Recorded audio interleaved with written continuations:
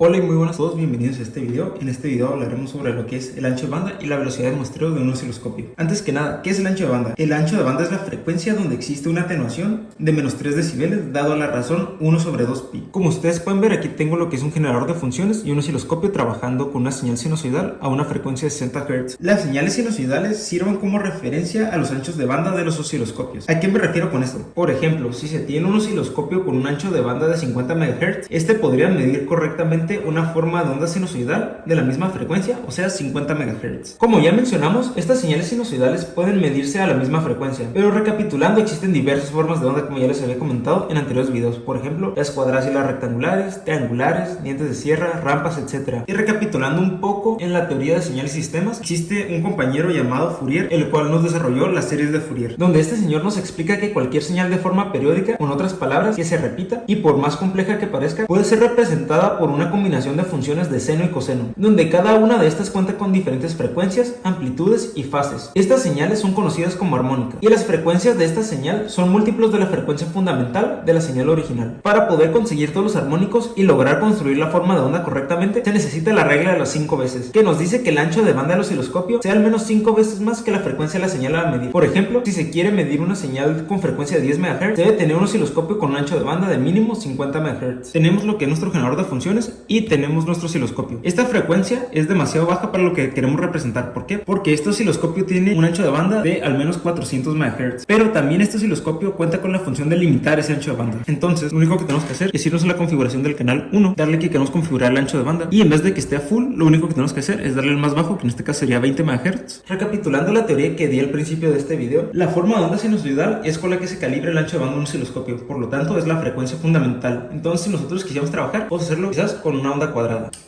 Vamos a trabajar con una onda cuadrada porque, como les comenté anteriormente, debido a las series de Fourier, cualquier forma de onda periódica puede ser representada por una suma de senos y cosenos. Esto quiere decir que esta señal cuadrada puede ser representada por senos y cosenos. Para esto, lo único que tengo que hacer es aumentar la frecuencia. Como pueden ver, yo tengo la señal configurada a 60 Hz, que es como trabaja la corriente alterna en nuestros países. Pero para lograr ver el ancho de banda, lo único que tengo que hacer es aumentarlo de manera exponencial. Entonces, en vez de 60 MHz, vamos a trabajar con lo que son 100 kHz para empezar. Entonces cambio la frecuencia y pueden ver cómo todas las divisiones del osciloscopio, al estar configuradas para 60 Hz, no nos dejan ver correctamente la señal, pero eso es lo que queremos. ¿Por qué? En anteriores videos, si ustedes recordarán, o si no pueden ir a checarlo, explicamos lo que es la FFT en un osciloscopio, que es la transformada rápida de Fourier. Entonces, para esto tenemos que activar el canal de matemáticas, y en tipo de mediciones vamos a decirle que queremos ver la FFT, porque la FFT nos deja ver los armónicos de la señal. Entonces, si yo ajusto la escala para que ustedes lo puedan ver, podemos ver que todavía tenemos lo que es la señal cuadrada, pero si ajustamos los armónicos, podemos ver que se cumple lo que nos dice la onda cuadrada, que son las impares. Entonces, aquí está la primera, la segunda no, la tercera sí, la cuarta no, la quinta, la sexta no, la séptima, y así sucesivamente. Pero si nosotros aumentamos la señal, en vez de 100 y lo dejamos en lo que son 500 kHz, vamos a ver que los armónicos ya no son tan perceptibles. Y si ajustamos la escala para ver la forma de onda que teníamos, podemos ver cómo esta poco a poco se va distorsionando. ¿Por qué? Si ustedes recuerdan, una señal cuadrada consiste en cambios abruptos de voltaje, pero aquí asemeja un poco más a lo que es una onda sinusoidal. ¿Por qué? Por esta curvatura, tanto de bajada como de subida. Y esto va a seguir pasando si nosotros aumentamos la señal. Entonces nos regresamos acá para poder ver los armónicos de la señal. Podemos ver que aquí ya no son tan claros, y si seguimos aumentando lo que es la frecuencia a lo que son 3 MHz, podemos ver que los armónicos no son tan claros, entonces no podemos diferenciar entre la tercera y la quinta. Incluso si vamos a la forma de onda, podemos ver que ya estás incluso asemejando a lo que es una forma de onda sinusoidal. ¿Por qué? Ya no hay ni siquiera cambios abruptos de voltaje, ni se ve cuando está en bajo o en alto, simplemente es la reconstrucción de esta señal sinusoidal. Como pueden ver, es una onda cuadrada que debería ser alto,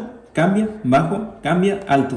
Y aquí no, aquí sube y baja, se asemeja incluso un poco más a lo que es una señal triangular. Y si nosotros seguimos aumentando lo que es la frecuencia, va a seguir pasando lo mismo. Incluso llegamos al límite de lo que es el generador de funciones con 10 MHz, y podemos ver que la forma de onda es una forma de onda sinusoidal. Se cumple con su FFT, que nos dice que una señal sinusoidal solo tiene un armónico principal, que es este, ya lo demás se considera puro. En la actualidad, la mayoría de los osciloscopios que se utilizan son digitales. Estos son encargados de transformar lo que es una señal analógica a una digital. Para lograr esto, utilizan un dispositivo llamado convertidor analógico digital, o ADC por sus siglas en inglés, donde el funcionamiento de este ADC es ir tomando muestras cada cierto intervalo de tiempo y utilizando una interpolación lineal puede reconstruir esta forma de onda. Pero para lograr esto, el teorema de Nyquist nos dice que para poder reconstruir una forma de onda de forma correcta, se debe tomar muestras al menos 2 veces más rápido que la frecuencia de la señal que se está midiendo. Por ejemplo, si se quiere reconstruir una señal de 50 MHz, es necesario que la frecuencia de muestreo sea de al menos 100 MHz en el osciloscopio. Entonces, ¿cómo sabemos sabemos a qué frecuencia y con qué tantos puntos toma nuestro osciloscopio. Bueno, si ustedes observan con claridad la imagen, podemos ver que aquí nos dice horizontal y nos dice SR y RL, y aquí nos dice que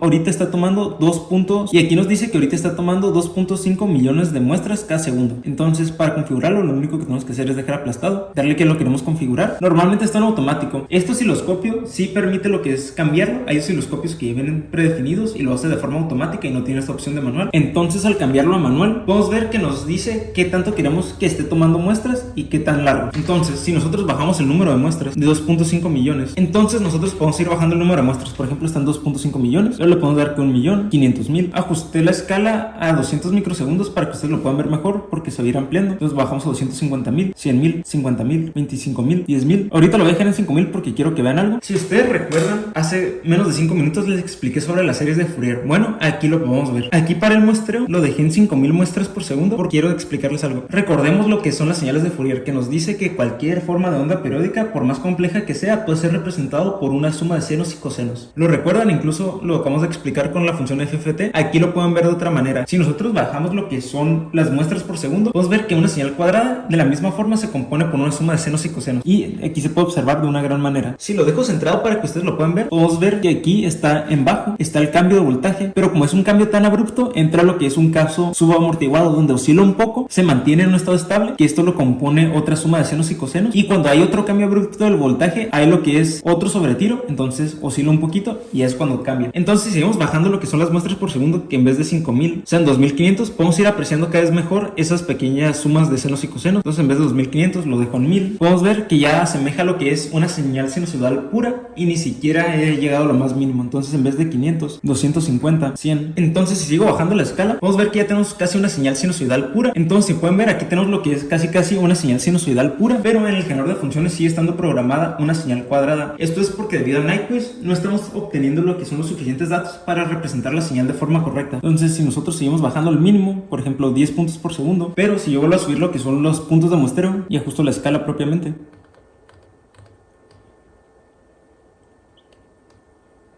podemos ver que ya poco a poco se vuelve a construir lo que es la señal que le vemos proporcionalmente al generador de funciones, y esto también se ve en la integridad de la señal, lo cual habíamos explicado en nuestro primer video de esta introducción a osciloscopio.